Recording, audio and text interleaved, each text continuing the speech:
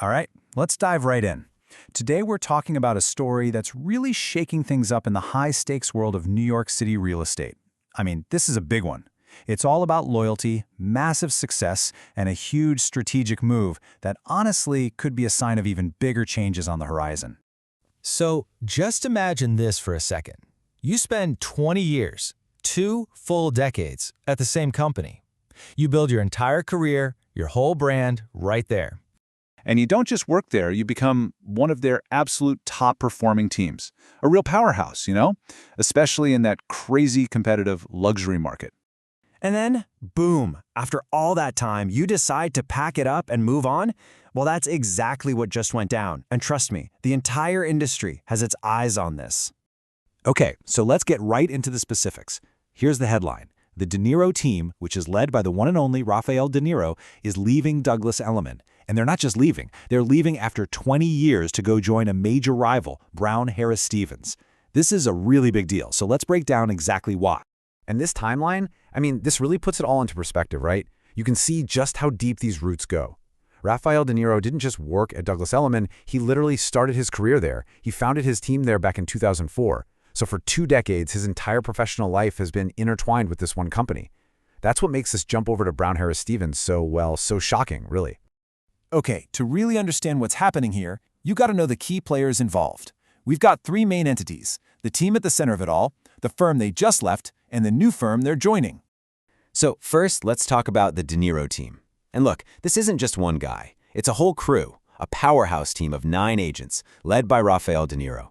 They've been a major force since 2004, really carving out their spot in the ridiculously competitive New York luxury scene. And De Niro himself, he's a big deal.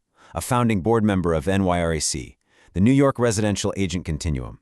So yeah, these guys have some serious street cred. And then you've got the 2 firms at the heart of this. You have Douglas Elliman, which has basically been their home for 20 years. That's the past. And then you have Brown Harris Stevens. That's the new direction, the future. So this is a huge leap, right? From a very familiar, comfortable foundation into something totally new. So you might be wondering, why is this such a big deal? Why does one team switching firms cause so many ripples? Well, as always, you just have to follow the money. The numbers really tell the story here. Let's take a look at their performance and you'll see just how valuable this team really is. Get a load of this. $52.12 million. That's not their total ever. That's their sales volume in just 1 year. That is a huge amount of business and, let's be real, revenue that just got up and walked out of one company's door and straight into another's. And this chart breaks it down even more. That $52 million, it came from just 14 deals. 14! That's an incredible average. And according to Real Trends, that performance put them at number 53 for all medium-sized teams in New York City. We are absolutely talking about a top-tier player here. Their departure is going to leave a mark, and for Brown Harris Stevens, their arrival is a massive win. So, naturally, this all leads to the million-dollar question, right? The big one, why? After all this success, why make this move now? Really think about it. Put yourself in their shoes for a second. You've had 2 decades of nothing but success. You're one of the top teams at a huge firm. What on earth would make you want to rip all that up and start over somewhere new?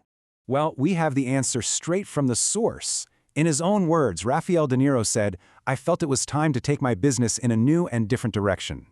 Simple as that. It sounds like a very clear, very personal, and very strategic decision to just hit the refresh button. And what's really important here is that this wasn't a messy breakup, There was no drama. De Niro made it a point to express his gratitude for the foundation that Douglas Elliman gave him. He talked about their unwavering support. So this whole move feels less like he's running from something and more like he's graduating to something new. And you can bet the folks at Brown Harris Stevens are thrilled. Their CEO, Bess Friedman, was just gushing, praising the team's remarkable track record of excellence. She pointed to their reputation, their integrity. She knows exactly what she's getting with this team. She called them an exceptional addition, and she's not wrong. So what does this new chapter actually look like for everybody? This is where the story gets really interesting, because now it's all about what comes next. Yeah, and this really lays out the whole story they're telling. It's kind of this 2-step dance. Step 1, you honor the past. You acknowledge that incredible foundation they built over 2 decades at Douglas Elliman. But step 2 is all about building the future, right? Taking all that success and seeing where they can go with it in a brand new environment at Brown Harris Stevens. It's a really smart, respectful way to frame it. And so this whole thing leaves us with a really big question, not just about this team, but about the entire New York real estate world. Is this just a one-off, a single super high-profile team making a smart business move?